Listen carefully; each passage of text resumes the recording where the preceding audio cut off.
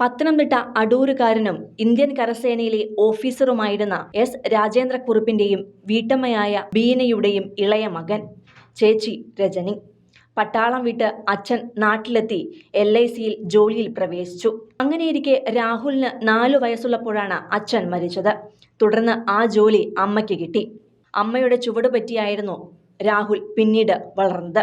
പഠിച്ചതെല്ലാം സ്വകാര്യ സ്കൂളുകളിൽ. ഡിഗ്രി പഠനത്തിന് പത്തനംതിട്ട കത്തോലിക്കറ്റ് കോളേജിൽ എത്തിയപ്പോൾ KSUവിലേക്കും എത്തി. തുടർന്ന് ഡൽഹി സെന്റ് സ്റ്റീഫൻസ് കോളേജിൽ നിന്ന് മാസ്റ്റേഴ്സും നേടി. അങ്ങനെയിരിക്കെയാണ് ചാനൽ ഷോകളിലൂടെ യൂത്ത് കോൺഗ്രസുകാരനായി തിളങ്ങാൻ തുടങ്ങിയത്. ആ തിളക്കം യൂത്ത് കോൺഗ്രസിന്റെ അധ്യക്ഷ സ്ഥാനത്തും അവിടെ നിന്ന് MLA സ്ഥാനം വരെയും എത്തിച്ചു. എന്നാൽ അതിനിടെ ഈ സ്ഥാനങ്ങളിലേക്ക് എത്തിപ്പെടാൻ നടത്തിയ കളികൾ ഓരോന്നോരോന്നായി പുറത്താകുവാൻ തുടങ്ങി. അങ്ങനെ അറസ്റ്റിലായി. സെക്രട്ടേറിയറ്റിന് മുന്നിലെ സമരത്തിന്റെ പേരിൽ പോലീസ് അറസ്റ്റ് ചെയ്തതോടെ സംസ്ഥാന നേതാവെന്ന പരിവേഷത്തിലേക്കെത്തി.